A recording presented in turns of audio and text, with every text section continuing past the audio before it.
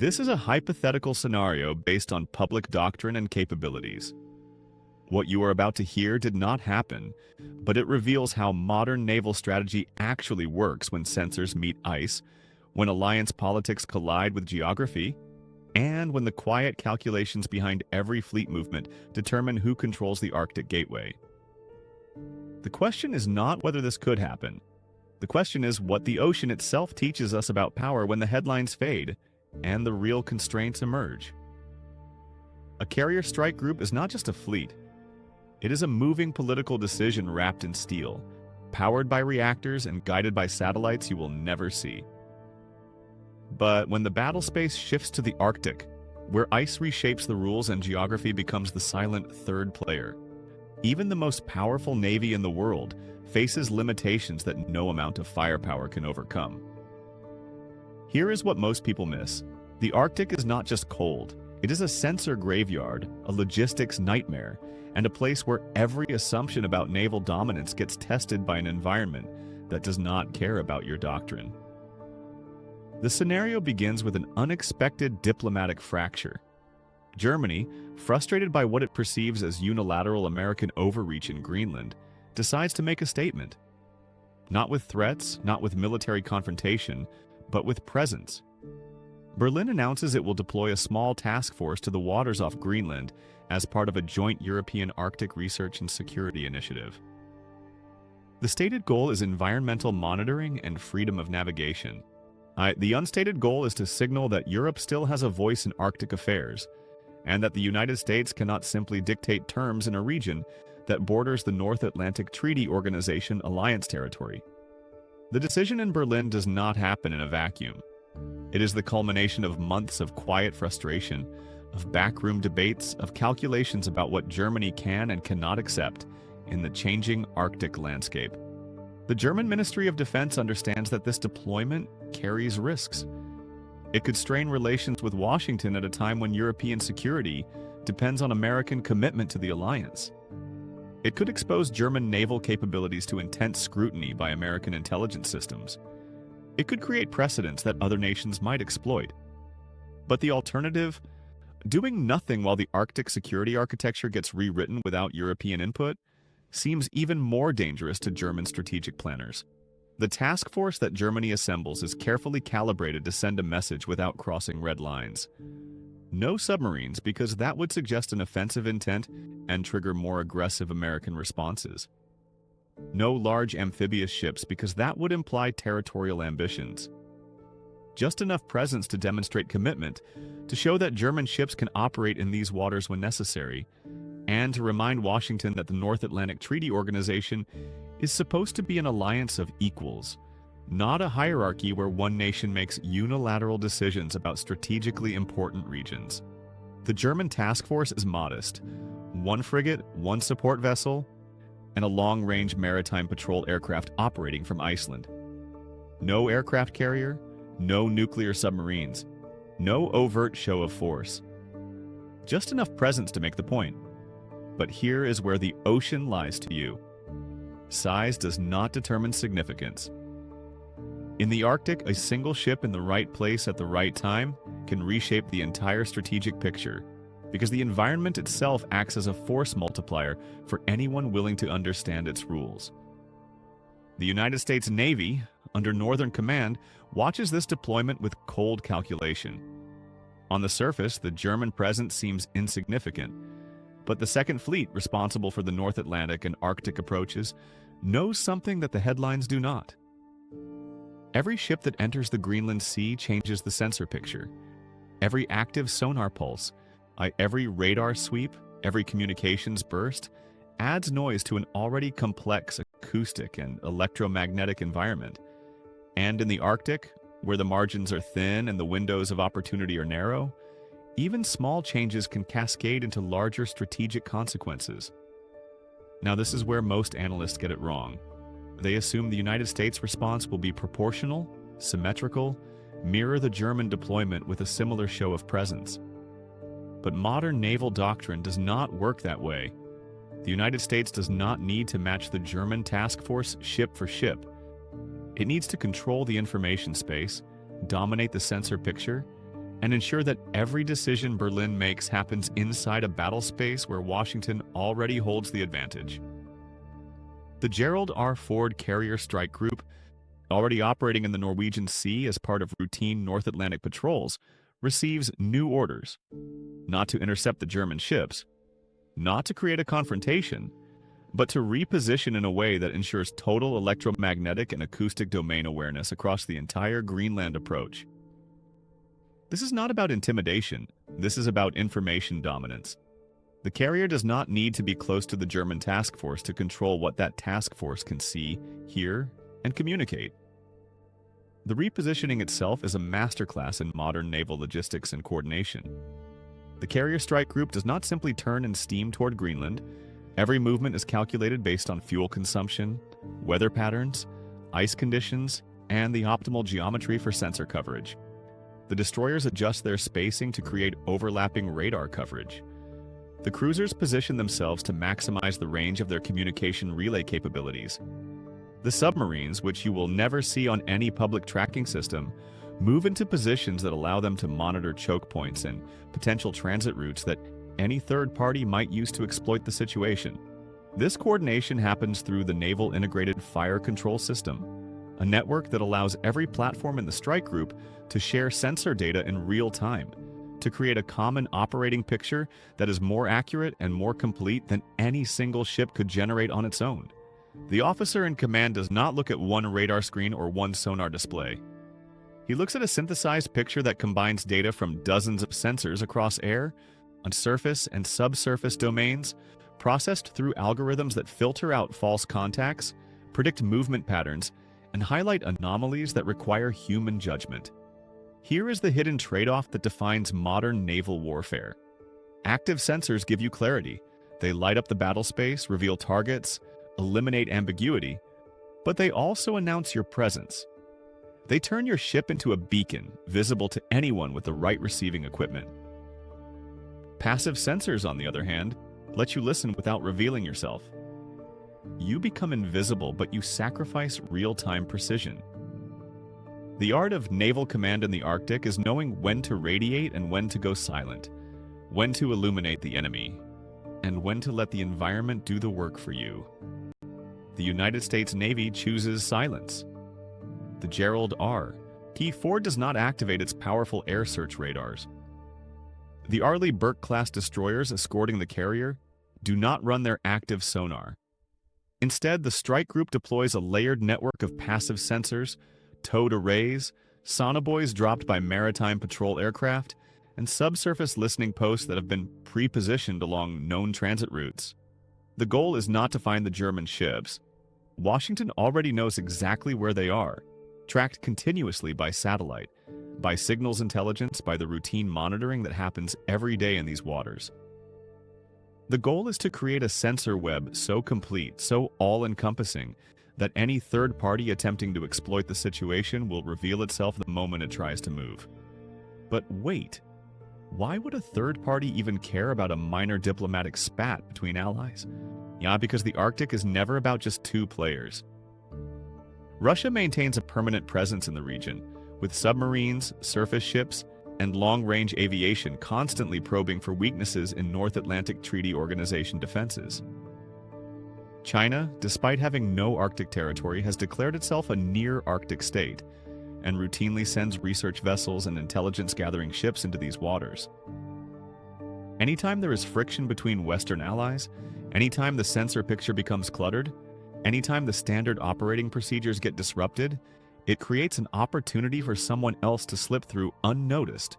The Russian Northern Fleet, based out of Severomorsk on the Kola Peninsula, watches this developing situation with intense interest. Every deployment, every exercise, and every repositioning by North Atlantic Treaty Organization forces provides intelligence that Russian analysts can use to refine their understanding of Western capabilities and doctrine. They want to know how fast the United States can surge forces into the Arctic. They want to understand the coordination mechanisms between American and European navies. They want to identify gaps in sensor coverage, patterns in patrol routes, weaknesses in the information-sharing protocols that might be exploited during a real crisis.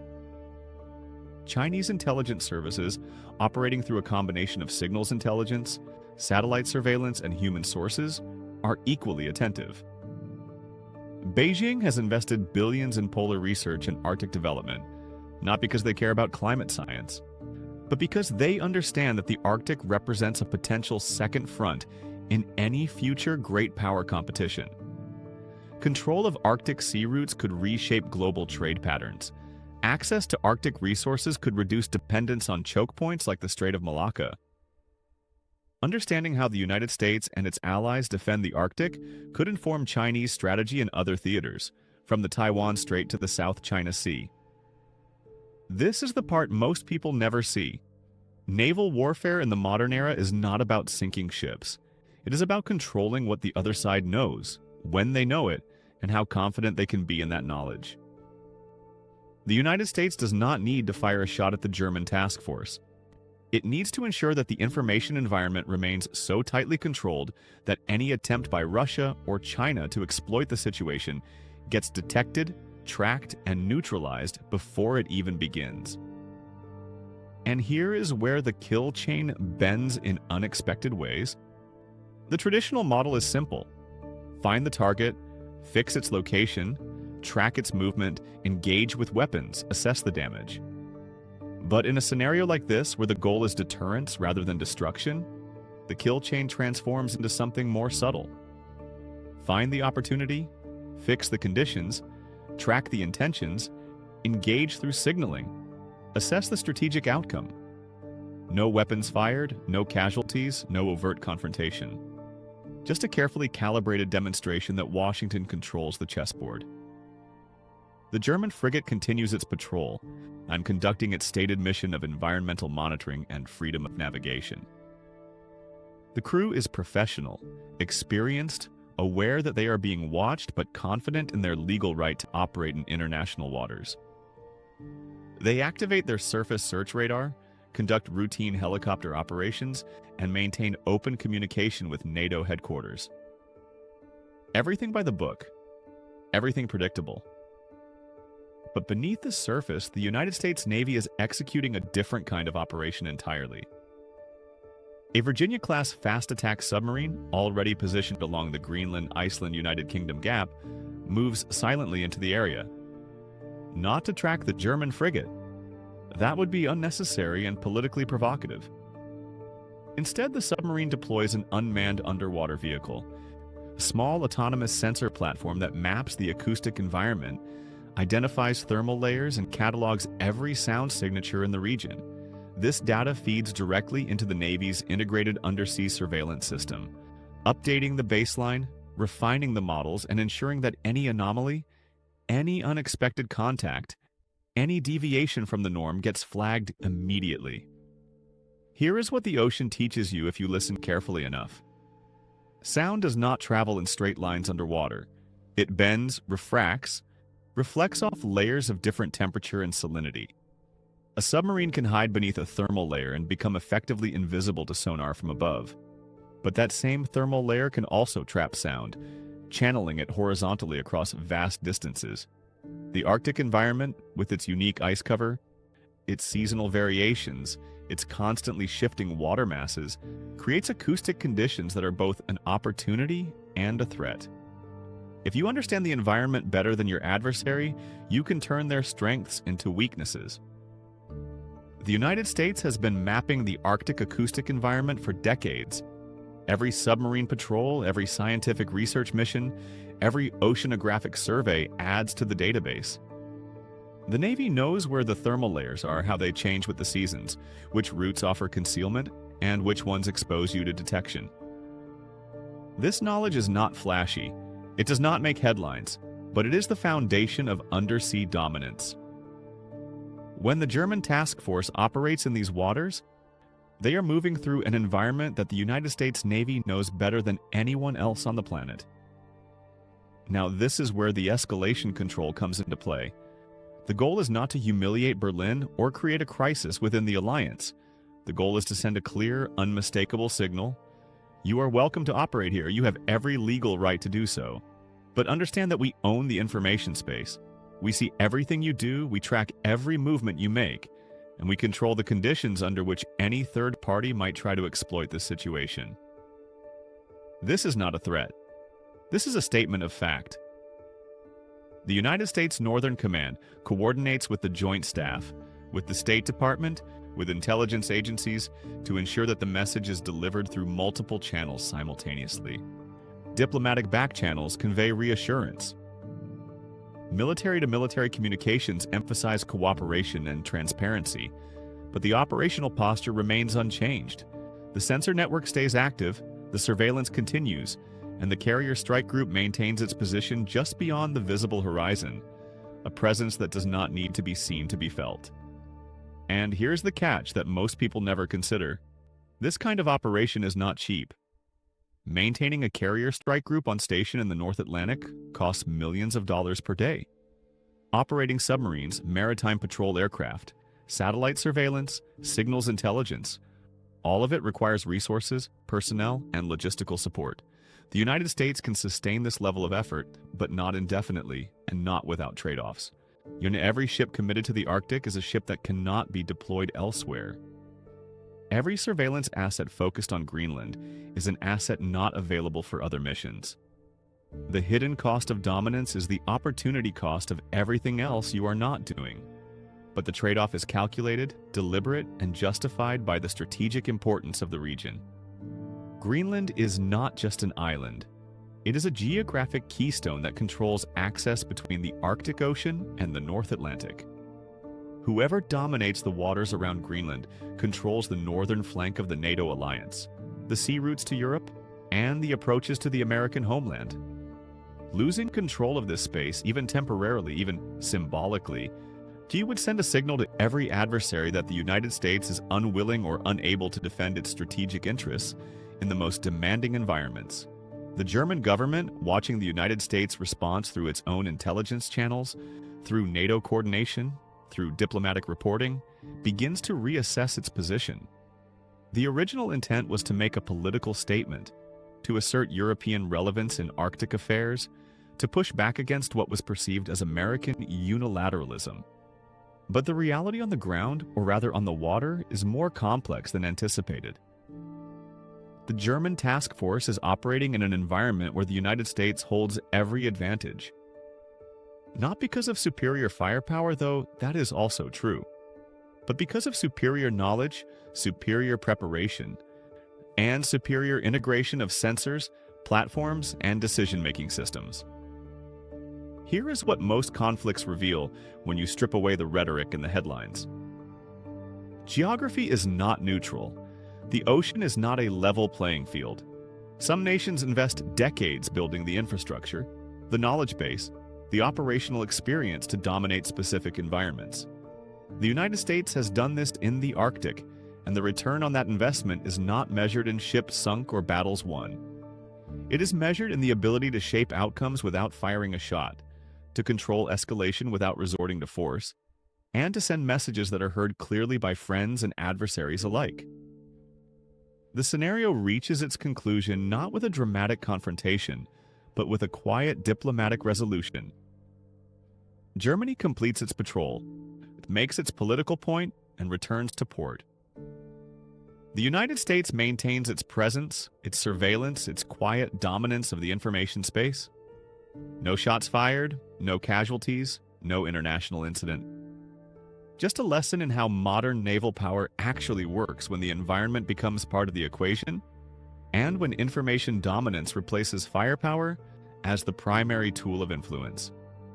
But here's the final twist that leaves strategic planners awake at night. This scenario, as carefully controlled as it was, revealed something to every observer with the ability to analyze what happened. Russia watched. China watched.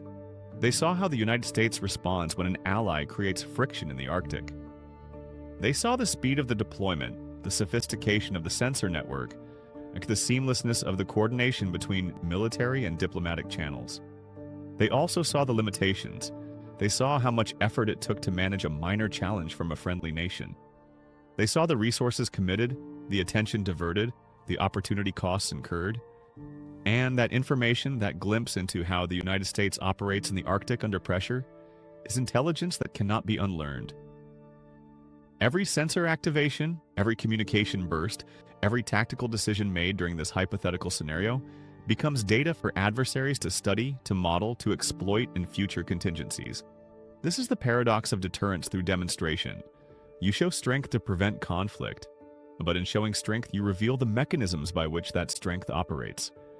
And in revealing those mechanisms, you give your adversaries the information they need to develop countermeasures. The Arctic is no longer a disputed region. It has officially become a contested space where every move is watched, every signal is analyzed, and every deployment carries strategic weight far beyond its immediate tactical purpose.